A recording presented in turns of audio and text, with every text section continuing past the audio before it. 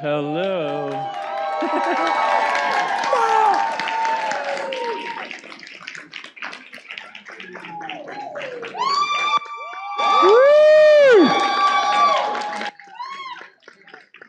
Hello, world. How are you all? Did you enjoy the Robin Williams of consciousness? Yes.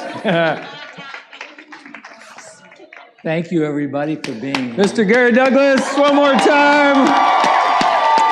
Woo.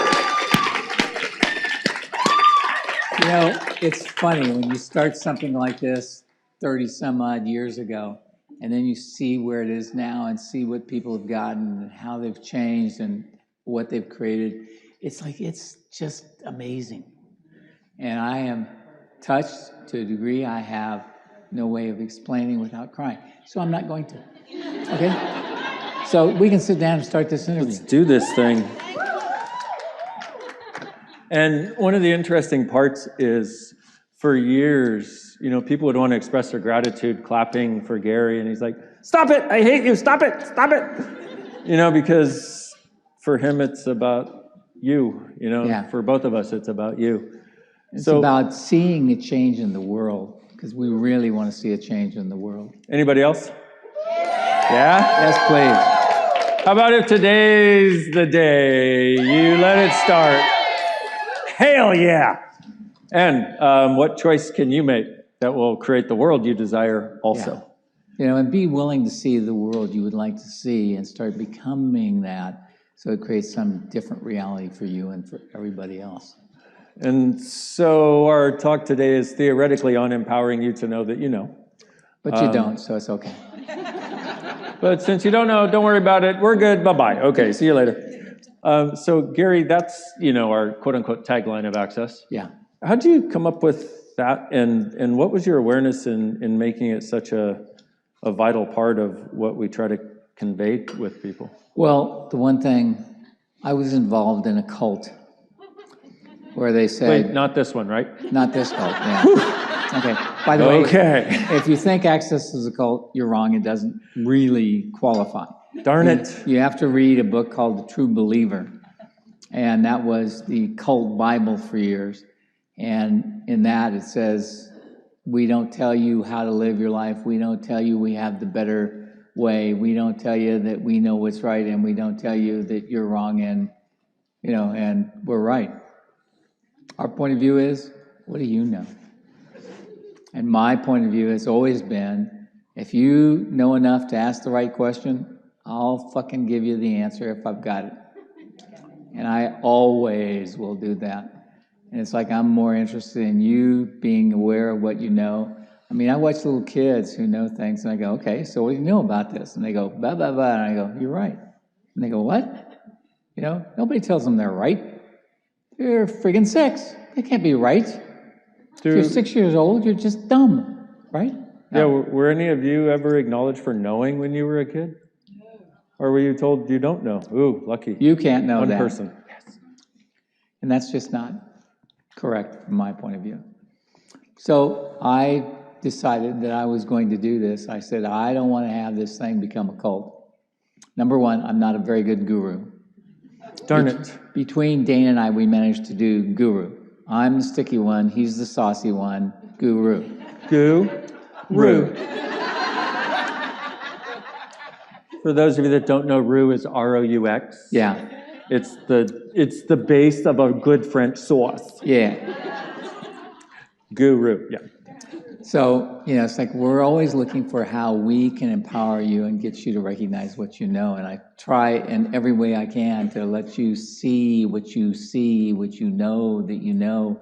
Because once you have that, no one can ever take it away from you. And I don't desire for anybody to have it taken away from them. And the one thing I say about Access is great because it just explains what you've always known. You know, it's like everybody goes, but I knew that. I said, yeah, I know. And nobody ever acknowledged that you knew it. You know, we're going to acknowledge it. You know. Not, you don't know. And not, I've got the right answer. And that's probably the greatest gift of Access for me personally, is I don't have to have the right answer. I just have to have the right question.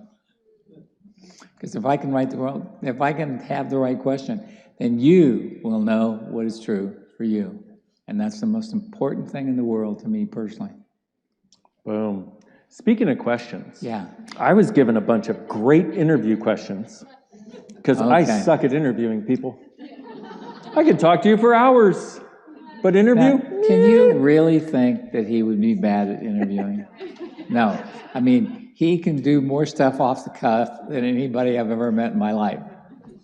Thank you. You know, it's like I traveled with this man for the last 23 years. 23?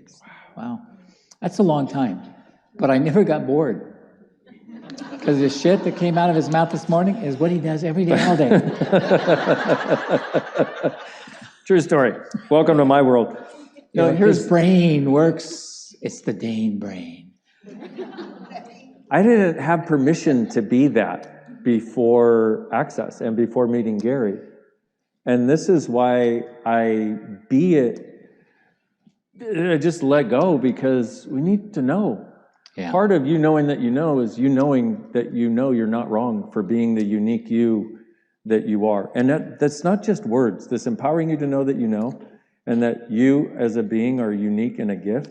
Those are not just words. That is like, we desire you to actually have that as your reality, your fundamental knowing of you. And I got that from this guy. You know, and from my perspective, it's like I see, you know, it's like in this cult that I was involved in, they had layers that you had to go through, and you had to go through 27 different, you know, classes and all this stuff. And you have to pay thousands, hundreds of thousands of dollars to get all this stuff. And somebody would come in and ask me a question, and I'd tell them. And they say, "You can't tell him that. He's not at the right level yet." I said, "He's smart enough to know that he knows. I'm telling him. You can't. You'll get kicked out." Okay, good. I'll get kicked out. I don't care. I wanted people to know what they knew. And if they ask a question, by God, I'm giving it. So if you're in a bars class or a foundation class, to supposedly beginning classes that are not really, you know. Nothing is a beginning class in Access in reality, except the bars. And the thing about the bars is they're a great way for you to learn to receive. That's the greatest gift the bars are. Your body, you know, your body really would like to receive, and it has to take a lot of shit. You know, it's like, any of you notice?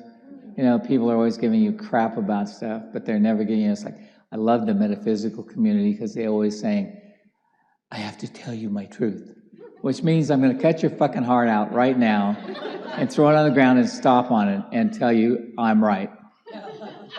Okay. So Not adventures. The thing with bars and receiving is there's a lot of we have, you know, it's interesting that the one subject that really had a lot of charge in the choice conversation was money. And why? Well, Gary told me something when I first met him. I'm like, Gary, we were up shoveling horse shit.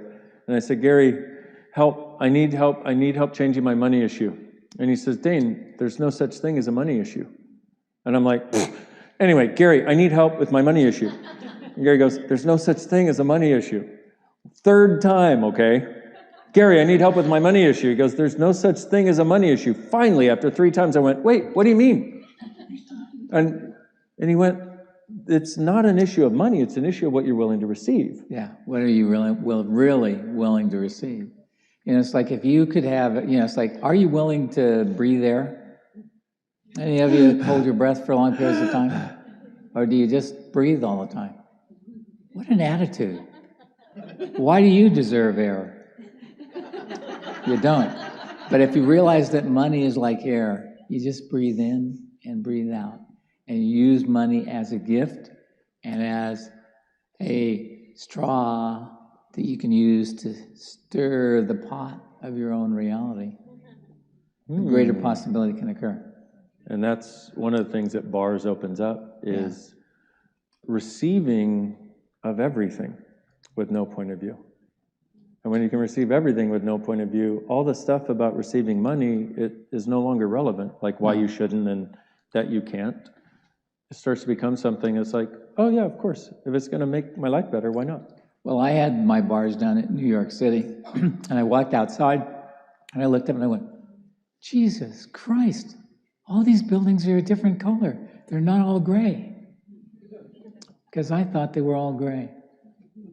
Until after my bar session, and I realized they're pink, and they're blue, and they're gray, and they're green, and there's all these colors in the world.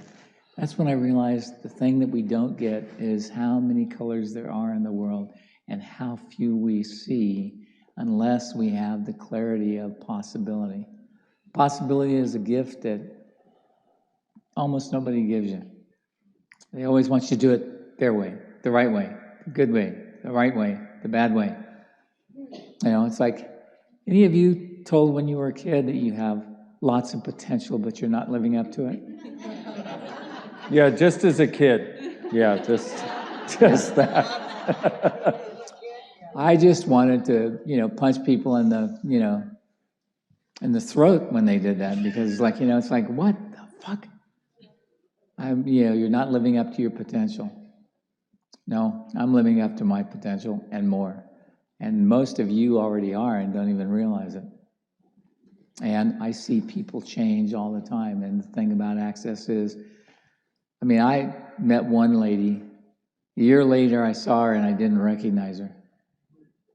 She had changed so much. She'd gone from being hopelessly hippie to dynamically beautiful.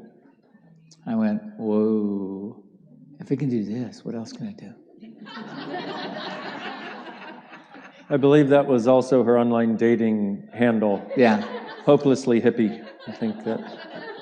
But anyway.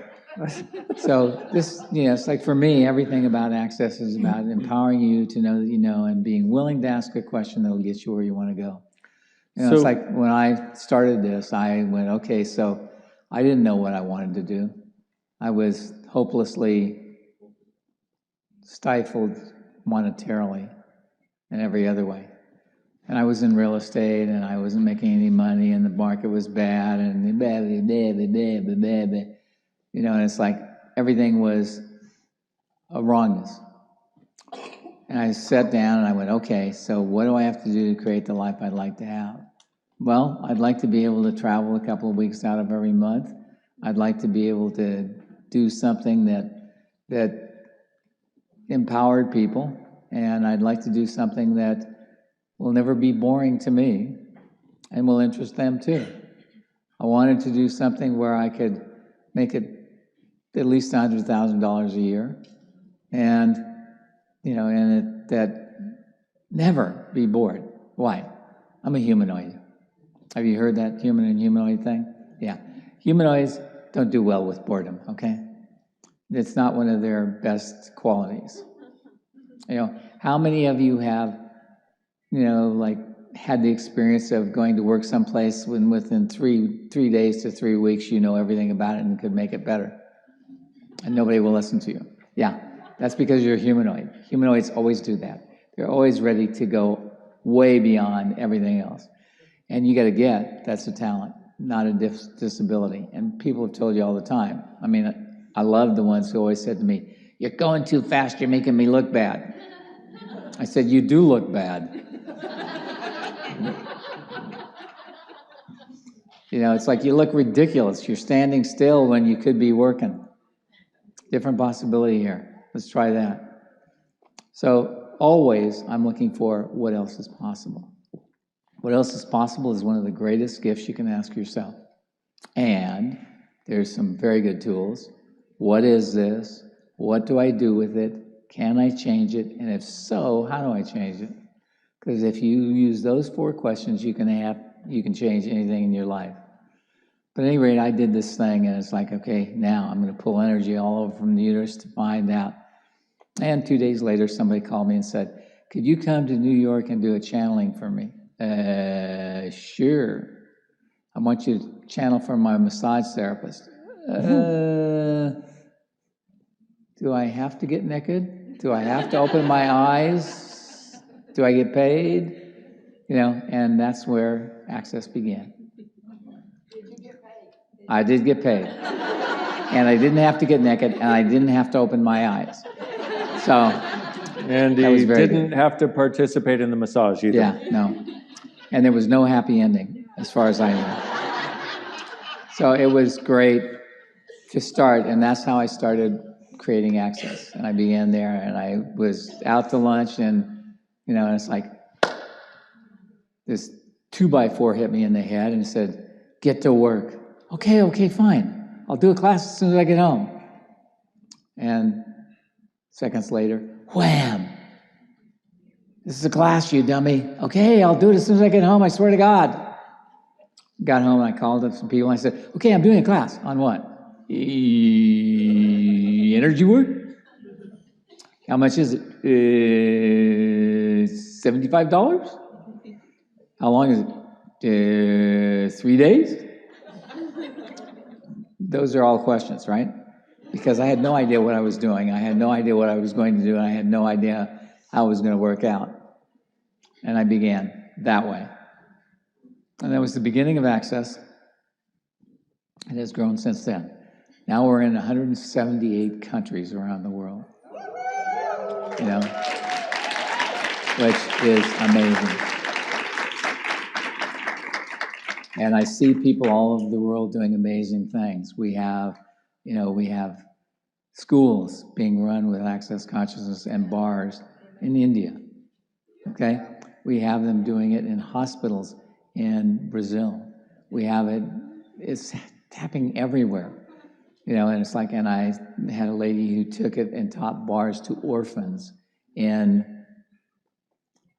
Tibet, yeah. Mm-hmm. You know, Nepal. and it's Nepal. Thank you, Nepal. And so it's like this has been going on, and people use it however they use it. And this is what I want to see. I want people to figure out how to use it to make their lives and everybody they know lives better.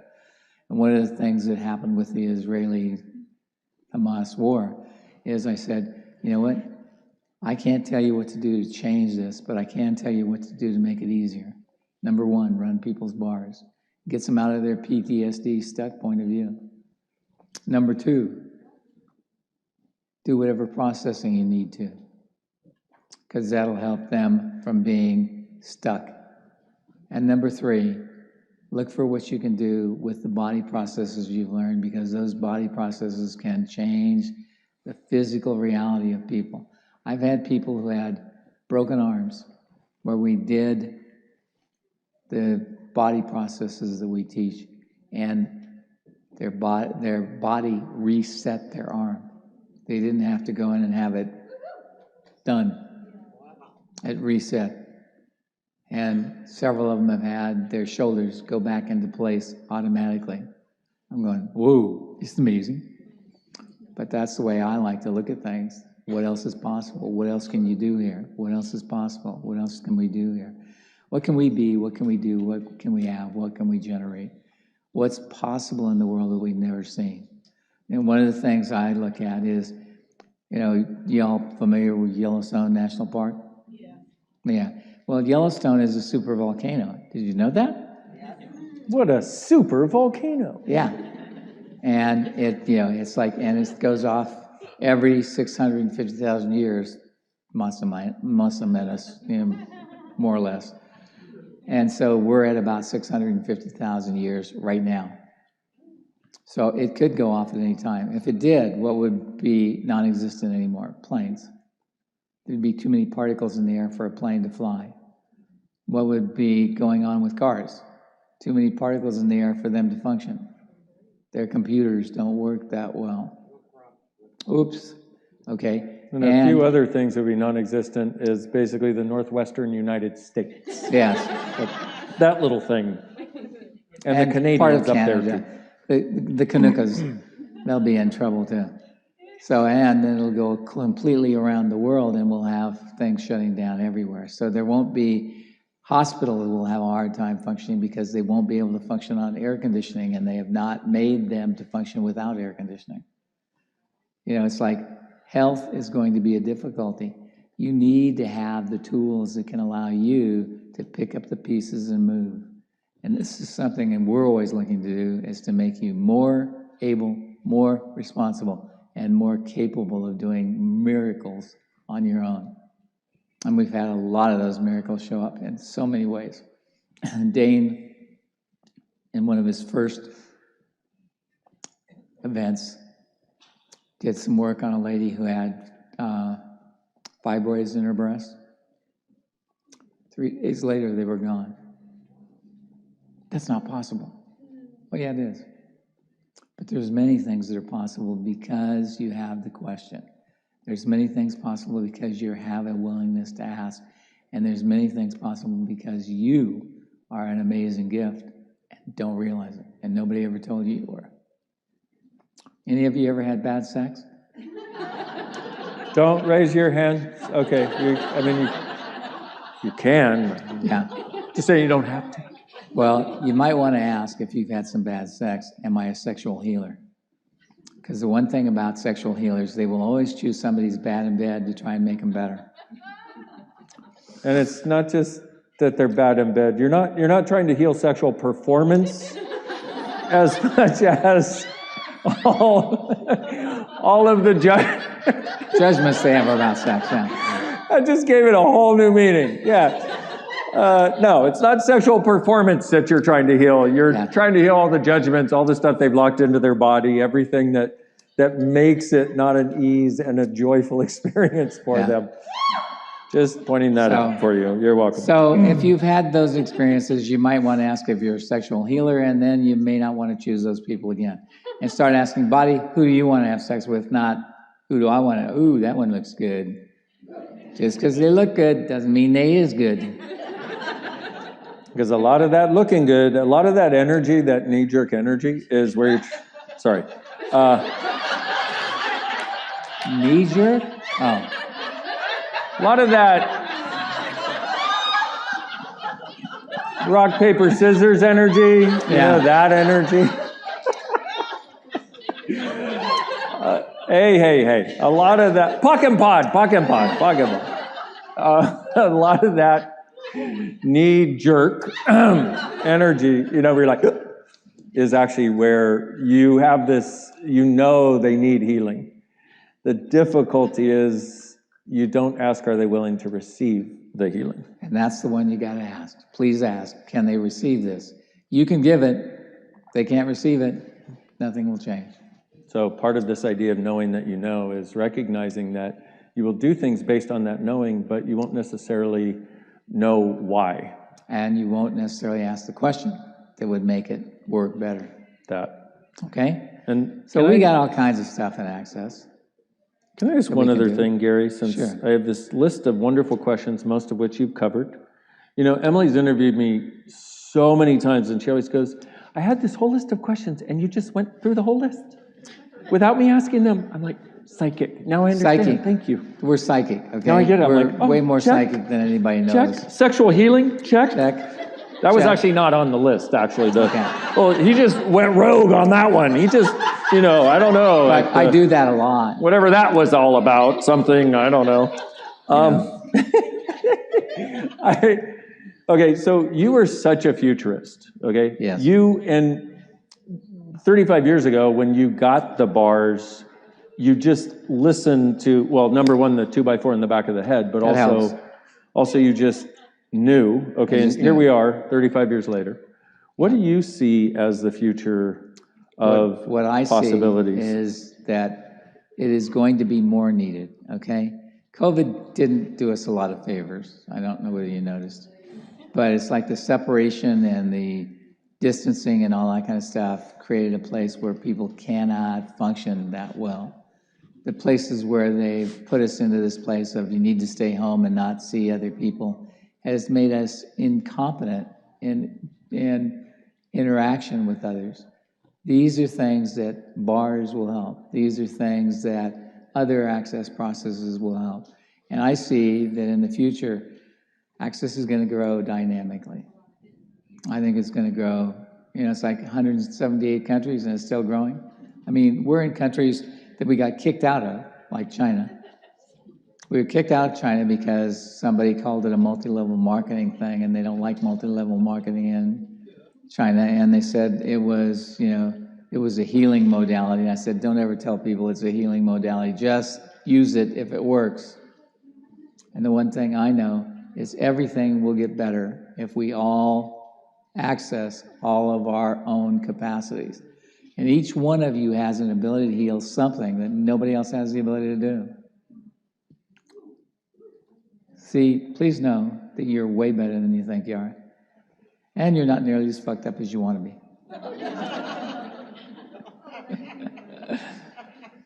There you go. All right, so we're over time, so it's time for us to quit and go home or something. I don't know. Well, this is cool because when I was going, we got down to 0, and I thought we were going to have Armageddon, but that didn't happen. And with us, they paused it at 1 second, so...